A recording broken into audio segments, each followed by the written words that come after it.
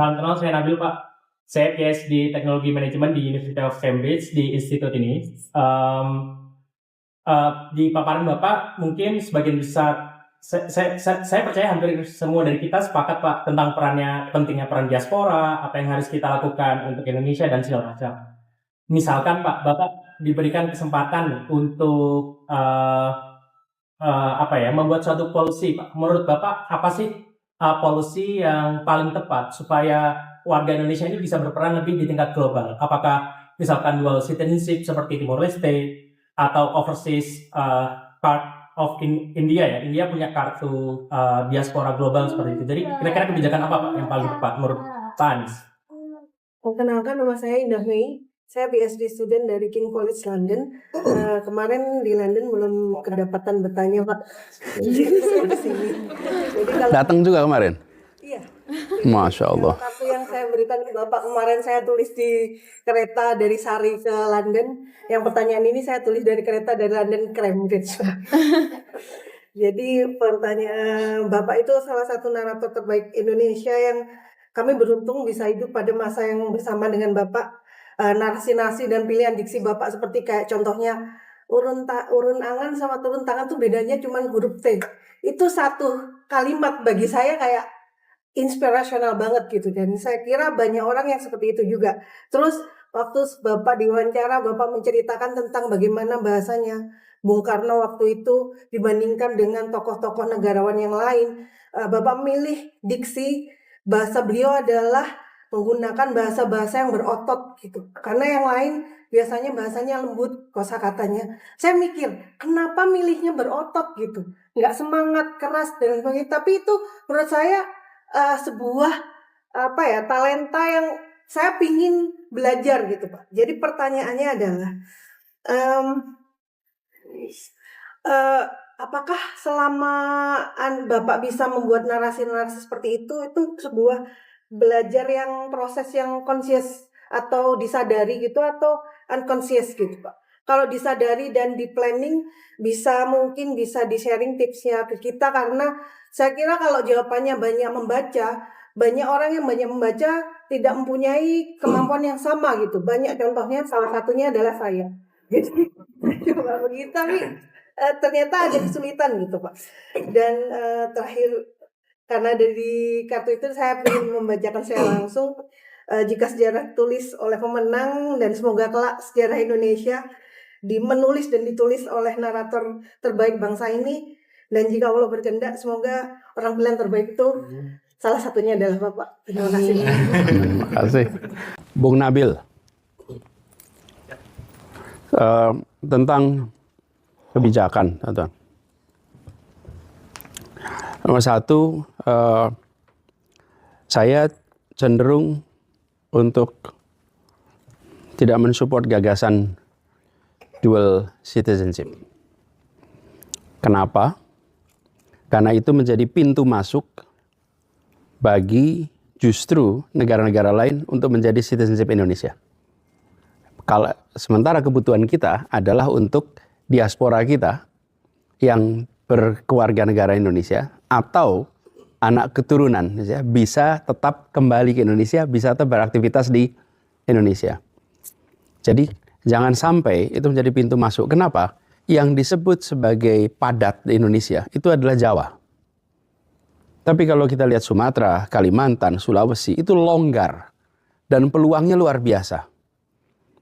Jangan sampai kita berpikir tentang diaspora, memfasilitasi dengan dual citizenship, nanti yang masuk warga dari negara-negara lain, bukan ke Jawa, ke Sumatera, ke Sulawesi, ke Kalimantan, ke Papua, dengan pintu masuk dual citizenship. Itu menurut saya hati-hati di situ.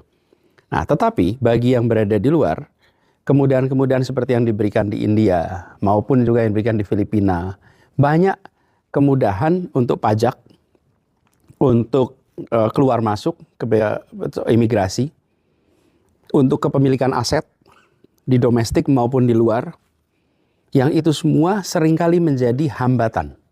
Pajak saja, teman-teman. Pajak saja. Seringkali kita mengalami kesulitan. Kita mau ikut yang mana nih? Mau aturan pajak. Jadi Saya melihat policy-policy di situ itu lebih dibutuhkan daripada pada dual citizenship. Kalau itu dikerjakan, maka perubahannya pun tidak mengharuskan pada level undang-undang. Banyak perubahan itu bisa dikerjakan di level eksekutif. Eksekutif itu artinya apa? Peraturan pemerintah ke bawah. Sehingga jauh lebih mudah, jauh lebih cepat. Tapi kalau perubahannya di level undang-undang, itu prosesnya akan lebih panjang. Jadi harus hati-hati di dalam ide ini, terutama soal citizenship, jangan sampai maksudnya memudahkan kepada diaspora, yang terjadi adalah kemudahan pada yang lain untuk masuk ke Indonesia. Akhirnya kita nggak bisa jaga gawang. Hari ini saja tidak ada policy itu. Kita sekarang kebobolan luar biasa. Begitu banyak dan tidak ke Jawa. Karena kalau ke Jawa berhadapan dengan talenta lokal yang juga qualified.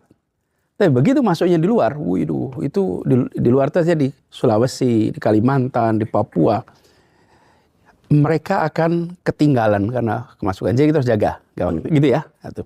Ya, Bu Indah. Makasih Bu Indah. Makasih sudah datang kemarin, hari ini. Untung besok nggak ada, Bu. Kalau ada bisa 3 kali kita, Bu.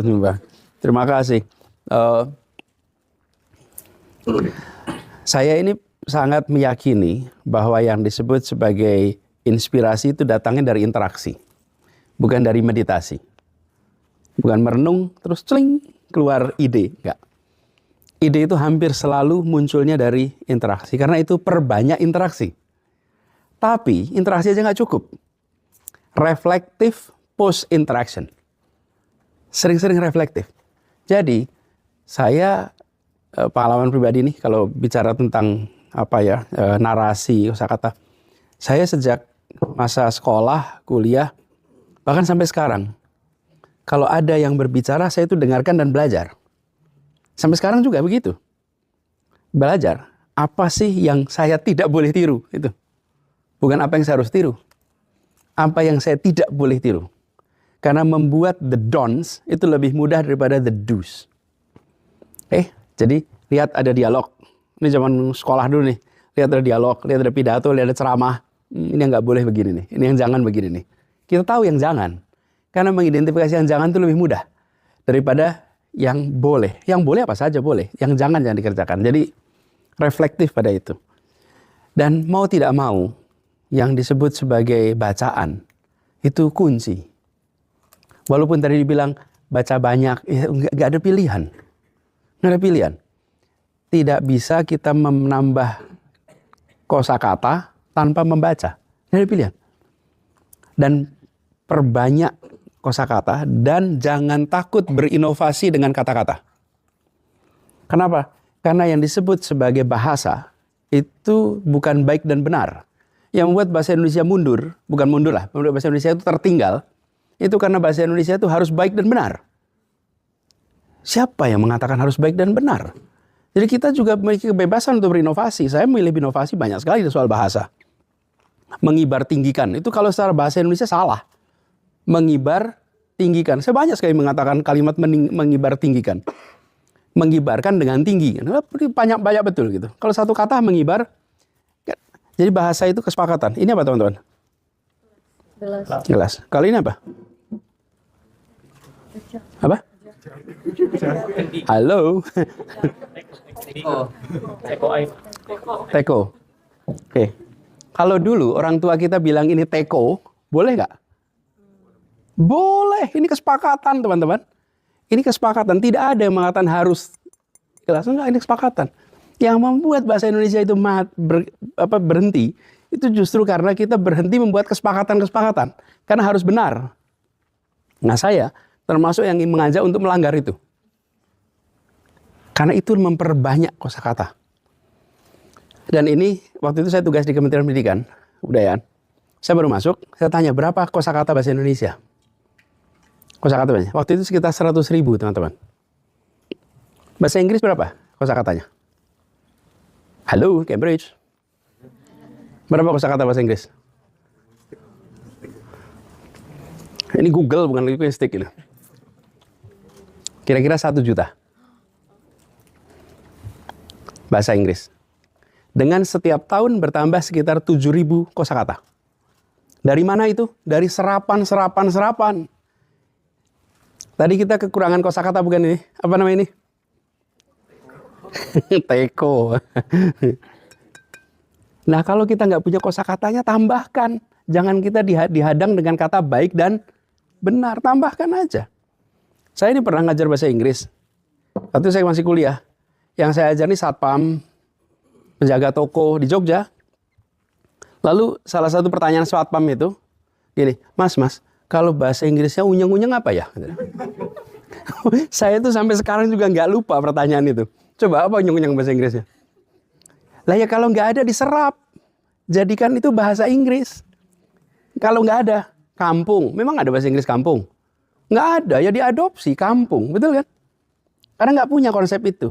Sama bahasa Indonesia juga begitu. Nah bahasa Indonesia itu punya bahasa daerah yang luar biasa kaya. Itu diserap. Karena serapan bahasa Indonesia memperkaya diksi, memperkuat narasi. Ada yang orang Sunda di sini? Anda Sunda? Sunda? Bisa bahasa Sunda nggak? Biasa. Biasa. Hari labuh, apa bahasa Indonesia? Bahasa Sundanya ada berapa? Labu, tigubrak, tigebis, jolongjong, tikusruk, tragrak, murag. Tuh. Sebab jatuh berbeda sekali kan? Kalau kepleset karena pisang, itu soledad. Oke. Kalau jatuh karena lubang, tigeblos. Kalau jatuh menghadap ke depan, tikusruk. Oke. Kalau jatuh kepala ke belakang, dicengkang. Jadi bayangkan dalam bahasa Sunda itu lebih dari 20 kosakata untuk menjelaskan jatuh. Rupanya orang Sunda banyak yang jatuh. Sehingga sampai diksinya. Nah, bayangkan kalau bahasa Indonesia mau menyerap itu maksud saya. Kekayaan kita itu justru bukan saya membuat narasi sendiri, bukan. Saya justru menganjurkan menyerap bahasa. Jadi waktu saya di Kemdikbud, salah satu program utama adalah memperkaya bahasa Indonesia. Dengan cara semua orang silahkan mengusulkan bahasa Indonesia. Itu dibuka ada website ya, silahkan usulin. Dan habis itu terjadi orang pada usul. Hari ini saya dengar sudah hampir 200.000 kosakata. Dari 2014 sekarang sudah menjadi 200.000. Lompat. Nah sehingga narasi kita itu kaya. Jadi bukan soal naratornya, tapi diksi kita terus ditambah. Bahasa Arab. Berapa kosakatanya?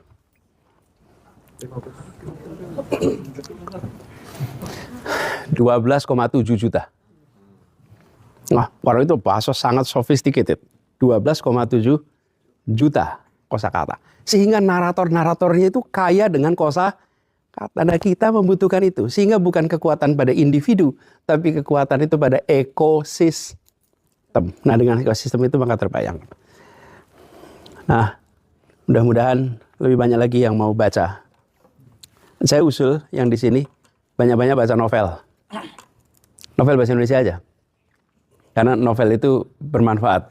Walaupun teman-teman belajar engineering, jangan lupa baca novel. Novel itu memperkaya sisi lain dari otak Anda. Karena novel itu betul-betul membaca imajinasi, dan novel itu menimbulkan kosakata-kosakata baru yang sering tidak muncul. Kenapa? Karena mereka berani menggunakan kata-kata yang baru. Terima kasih atas kesempatannya. Nama saya Gali, saya peneliti dan pengajar semikonduktor dan quantum teknologi, Pak. Saya interested sama tadi terminologinya Pak Anies tentang nasionalisme yang dewasa tadi, yang mature, yang matang. Nah, saya langsung kepikiran tentang menganalogikannya seperti cinta kita ke pasangan. Tentu ada baterai atau stamina yang harus long term gitu Pak. Karena saya rasa semua orang di sini, di Cambridge ini punya rasa cinta yang luar biasa. Tapi untuk gimana men-sustain stamina cinta itu atau baterai cinta itu supaya tetap long last gitu. Karena ini kan maraton ya Pak ya. Demikian. Nama saya Dedi Pak. Tahun 98 saya melarikan diri ke sini. Karena saya melihat Jakarta terbakar habis, asap di mana-mana. Kemudian saya selalu merindukan Indonesia untuk kembali, dan akhirnya kembali tahun 2011. Nah, setelah saya kembali tahun 2011, kenyataannya mengatakan bahwa di Indonesia itu semua masih susah, Pak. Saya yang sudah terbiasa dengan idealisme di sini, mendapatkan Indonesia susah sekali untuk menyesuaikan diri. Dan akhirnya, tahun 2020 ini, saya memutuskan untuk kembali lagi ke sini. Jadi, cintanya bukan naik turun, Pak. Ini benar-benar kelihatannya stop. Seperti ingin saya ceraikan, tapi tidak bisa cerai, Pak. Tapi saya di sini sudah permanent resident dengan harapan bisa kembali ke Indonesia.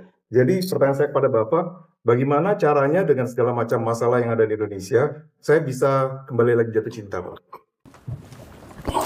Bung Galih, Pak Dedi ini sama-sama tanya tentang nasionalisme. Tapi sebelum saya jawab itu, Indonesia ini luas, Pak Dedi. Bukan luas. Ketika Pak Dedi tadi bercerita tentang peristiwa 98 di Jakarta. Jakarta itu terbakar. Yang terbakar tuh mal-mal di Jakarta. Tapi kota Jakarta itu tidak terbakar. Dan pada saat Jakarta itu sedang mengalami perekonomian yang ambruk, kalau kita ke Sulawesi Selatan, orang di Sulawesi Selatan sedang bahagia dengan mata uang kita yang sedang anjlok. Karena semua ekspor mereka menjadi jauh lebih bagus harganya. Apakah itu kopi, apakah itu coklat, apakah itu... Maksud saya apa? Jangan sampai kita melihat Indonesia atas peristiwa mikro, lalu menyimpulkan tentang Indonesia. Kenapa Indonesia yang satu tempat bermasalah, tempat lain itu belum tentu bermasalah. Nah, tetapi yang Bapak sampaikan saya bisa membayangkan, apa sih yang menjadi masalah? Governance yang lemah, tata kelola pemerintahan yang lemah, minimnya integritas. Itu problem sistemik yang sedang kita hadapi sekarang ini. Jadi bagi begitu banyak orang di Indonesia yang sudah terbiasa dengan segalanya serba predictable, datang ke sebuah Indonesia kita harus menghadapi situasi yang penuh tantangan. Saya sempat bekerja agak panjang. Dan saya bekerja menjadi manajer Asosiasi Perusahaan Elektronik Sedunia di Chicago. Kita mau pulang, itu dilema, Pak. Saya pulang gimana ya nanti? Crash landing nggak nih itu? Lalu sesudah itu, bisa nggak nanti survive? Bisa nggak nanti menghadapi ini semua? Nah, saya melihat Indonesia belum sempurna. Ada nasihat waktu itu. Pulang dari sana saya akan kembali ke Indonesia tuh dianalogikan begini. Naik mobil jalur cepat, pindah ke jalur lambat. Kalau pindah jalur lambat, ya kurangi kecepatan. Kalau kecepatannya tetap tinggi, ya nabrak mana-mana. Oke? Kurangi dulu kecepatannya, lalu ajak yang lain untuk kecepatannya tambah. Dan itu membutuhkan effort ekstra. Ada yang mau memilih mengerjakan, ada yang memilih tidak. Tapi memang kenyataannya begitu, seperti pindah dari jalur cepat ke jalur lambat. You have to make an adjustment di situ. Karena kalau kita tidak berubah, kita tabrak, ujungnya saya pindah jalur cepat lagi dah. Kayak saya nabrak sana sini, kecuali lakukan penyesuaian, dan itu tantangan kita. Nah, saya merasa tiap-tiap pribadi akan punya pilihan dan harus dihormati. Saya memilih waktu itu untuk pulang saja. Saya punya kriteria waktu itu. Kenapa saya milih pulang? Saya ingin pekerjaan saya itu 1, intellectually growing. 2, financially strong. 3, socially impactful. 2 yang pertama, saya dapat di Amerika. Tapi yang ketiga, saya nggak dapat. Di sana harus ada generasi kedua, generasi ketiga baru bisa somebody. Harus bisa impactful. Tapi kalau di Indonesia, saya bisa kerjakan itu. Saya pilih mengerjakan itu. Nah, jadi kecintaan pada Indonesia dalam konteks ini, justru saya melihatnya kalau kita juga ketika memilih untuk berada di Indonesia, ya hadapi semuanya dengan segala macam tantangannya. We are not in a perfect world, Pak. Jauh dari perfect world, tetapi we can make Indonesia better and better. Dan kita akan selalu menghadapi tantangan itu. Nah, ini sama juga pertanyaan dari Bung Galih tadi. Ini gimana ngadepin rasa cinta yang sering fluktuatif. Iya, cinta itu memang tidak pernah stabil kan. Makanya saya tanya, Anda cintanya di mana nih sekarang gitu? Lagi naik, lagi turun. Tapi apa sih definisinya gitu kira-kira? Kalau kita cinta, kita tuh memikirkan, merasa memiliki, merasa mau berbuat, merasa mau memberi. Kan itulah salah satu wujud kita mencintai. Nah, bagaimana menjaganya? Ya, menjaganya adalah dengan berinteraksi dengan yang kita cintai. Bagaimana saya mencintai seseorang istri saya, tapi interaksinya dikurangin. Ya cinta itu bisa meluruh. Cinta itu harus selalu dijaga. Harus selalu dijaga dengan cara berinteraksi yang intensif. Dengan siapa? Ya kalau sekarang ya sesama kita di sini. Kemudian ikuti perkembangan yang ada di sana. Ikut memikirkan. Dan saya ingin sampaikan, teman-teman, kita seringkali menilai kondisi Indonesia dibandingkan dengan idealita. Dibandingkan dengan utopia, dibandingkan dengan kesempurnaan. Nah, kita selalu kecewa. Selalu kecewa. Tapi kalau kita bandingkan Indonesia dengan komparasi nih, lintas negara atau lintas waktu ke masa lalu, mungkin kita ketemu delta-delta yang lebih baik. Karena selalu ada progres.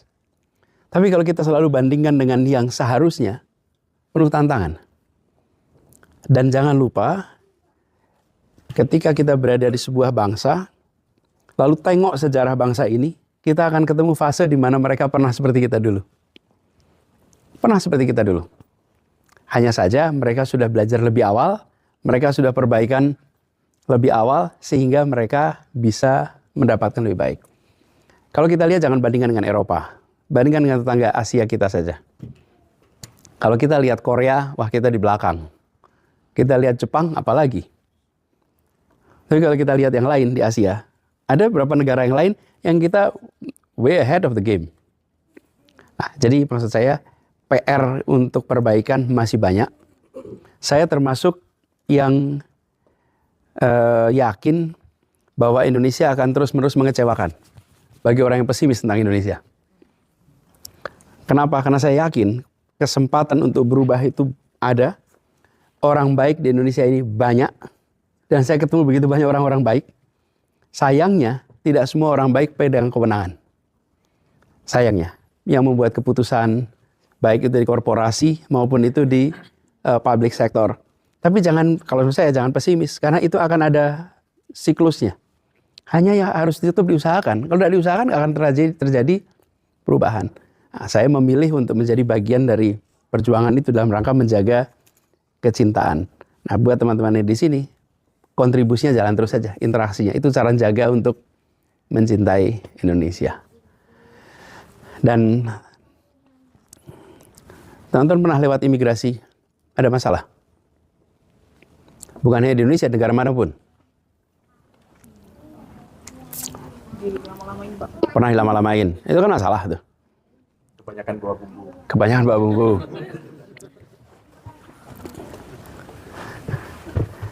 Teman-teman, coba diingat-ingat. Kalau kita lewat imigrasi dan gak ada masalah, kita lupa dan tidak diceritakan. Pada saat kita lewat imigrasi dan ada masalah, kita ceritakan berkali-kali. Betul gak teman-teman? Ketika ada kabar baik dari Indonesia, kita jarang menceritakan terus-menerus. Tapi kita ada kabar bermasalah di Indonesia, kita cenderung menceritakannya terus-menerus. Sehingga kita itu seringkali kalau dengar kabar Indonesia, lebih sering dengar kabar yang bermasalah. Itu yang saya rasa beda dengan our founding fathers. Our founding fathers itu gak pernah menyepelekan rakyatnya. Yang satu sangat terdidik, yang rakyatnya sangat tidak terdidik. 95% buta huruf. Masa itu? Yang pemimpin-pemimpinnya highly educated. Tapi yang highly educated itu tidak menjadikan yang bermasalah di bawah itu dengan pesan-pesan yang negatif. Pernah dengar gak Soekarno bilang, beri saya 10 pemuda dan saya goncang dunia? Pernah kan? Coba ingat-ingat nih, yang buta huruf itu 95%. Jadi kalau 10 pemuda itu kira-kira yang buta huruf berapa tuh? Ya 9. Kan bayangkan, what can you do with 9 illiterate young men gitu, out of 10? Not much. Tapi kan pesannya gini, ini bangsa kita ini 90% buta huruf, berat betul kita ini. Benar gak teman-teman? No, he didn't use that narrative. Narasinya tuh narasi yang buat positif. Padahal kita kenyataannya tahu nih gitu. Itu hilang di republik ini. Itu hilang di bangsa kita. Pesan-pesan yang membuat kita menjadi optimis. Optimis itu perasaan. Optimis soal perasaan. Kenyataan yang kita hadapi bisa jadi sama. Tapi optimismenya beda. Nah, yang punya tanggung jawab untuk mengirimkan pesan itu siapa? Top leadership. Itu punya tanggung jawab. Top leadership yang punya tanggung jawab. Kita menggaungkan itu boleh, tapi yang paling utama siapa yang di leadership position? Beberapa waktu lalu sempat ada Pak Komenum juga kesini dan saya jadi ingat lagi pesan Pak Komenum bahwa jangan pernah lelah mencintai Indonesia. Mirip-mirip lah seperti mencintai pasangan memang ya. Karena kalau kita berekspektasi terlalu banyak atau seperti apa itu kan malah kadang-kadang menimbulkan masalah. Jadi yang barusan disampaikan Pak Anies, bagaimana kita mengatur ekspektasi kita gitu ya agar tetap optimis, itu sangat make sense.